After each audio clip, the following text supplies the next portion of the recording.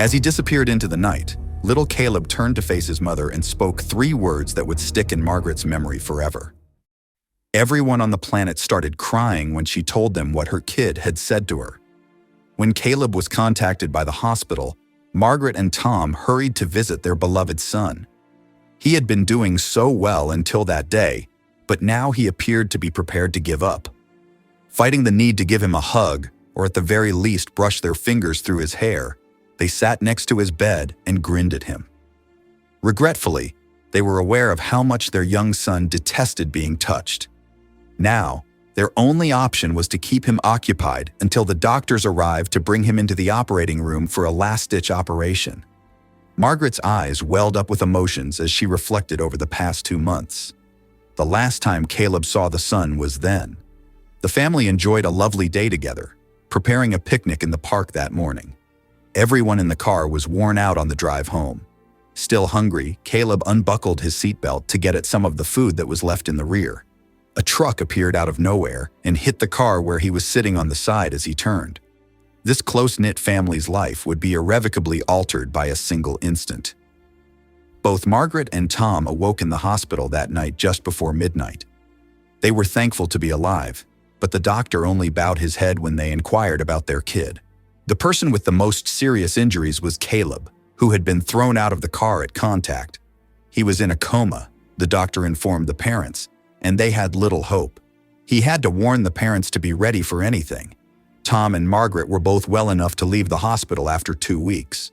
Both of them experienced no long-term effects from the accident, although Tom was given an additional 2 weeks of sick leave while he healed. The truck's brakes apparently failed, causing the driver to lose control. He did everything he could to avoid colliding with the family's vehicle. He managed to get away unscathed, but he found it extremely hard to forgive himself for what had happened to that family. Meeting with this man was difficult for Margaret and Tom, but they decided to forgive him and release him from his guilt after witnessing how much he was suffering and hating himself. They realized they needed to concentrate on Caleb and hope for a miracle to preserve their boy's life, so they had to let go of their resentment. Being by Caleb's bedside at first was really challenging. He had several tubes, equipment, and monitors attached to him. Doctors informed his parents that machines were required to support the majority of his body functions. They waited for all of the swelling to subside before deciding what practical steps might be taken to attempt to save the boy's life. The medical personnel was unaware that Caleb was more than simply a unique youngster. He had autism and detested being touched. Margaret couldn't help but remark that her kid had never permitted so much physical contact in his life as he did in the weeks following the tragedy. Though she was aware that she would likely never have the opportunity, his mother frequently wished she could embrace him. All she could do was cherish her child. But all of a sudden, she began to worry that she might have to let him go. The physicians were beginning to think about turning off the equipment. Margaret, of course, disagreed. She wouldn't quit up even if there was a 1% possibility of recovery. Even though almost a month had passed since that awful day, she was adamant that her baby would awaken from his coma. This mother's unwavering faith must have been the reason her son returned. No one believed what they saw and heard when he opened his eyes and began to weep a few days later. Little Caleb had several fractured bones, so they put him under a lot of anesthesia. It was really hard to tell how the youngster was really doing because he had autism and had trouble talking to people. He sobbed a lot and spoke incoherently. He must have felt punished to be groped and poked every day.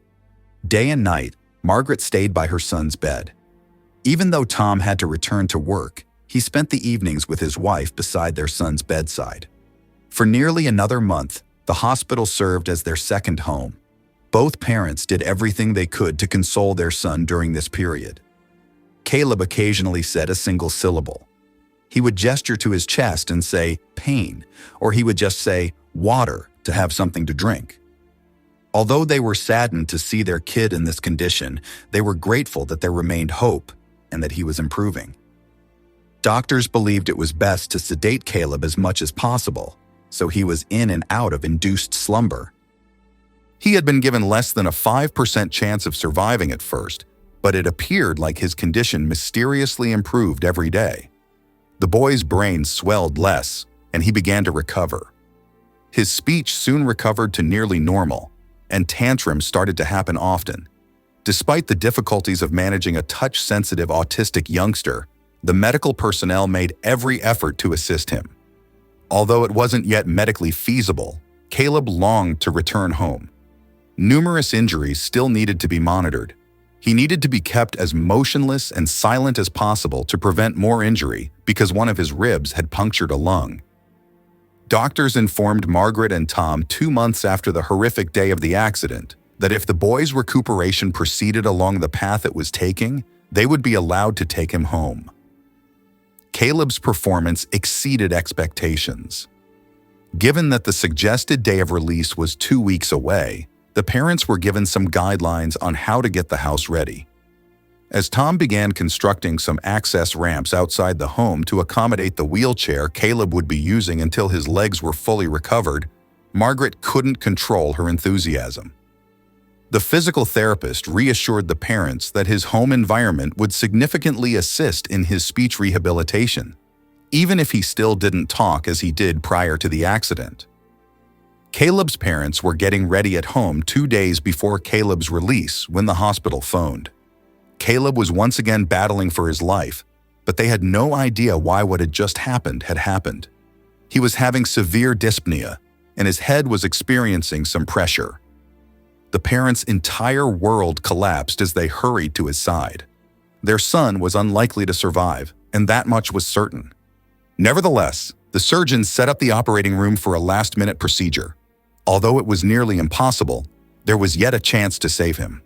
Despite his consciousness, Caleb remained silent.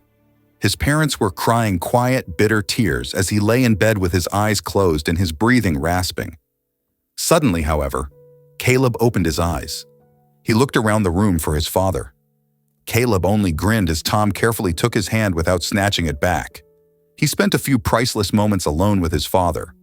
His expression abruptly shifted in his mother's direction.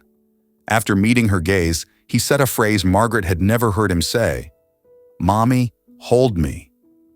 It took her a few seconds to realize that her kid was requesting a hug since she was so shocked by what she was hearing. In all her life, that was the most valuable moment. Caleb was removed for the procedure a few minutes later. Tom and Margaret had no idea that this was farewell.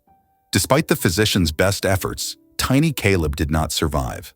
The 3 words were the only thing Margaret could cling to in the months that followed, while his parents sobbed next to his empty hospital bed. She was aware that Caleb had simply asked her to give him a hug in order to cheer her up, maybe because he knew he would never get another chance. And she would always be thankful for it, even in spite of the heartache. What a depressing tale. If you were Margaret, how would you have responded? Tell us in the space provided below. I appreciate you watching, and I hope to see you in the future video.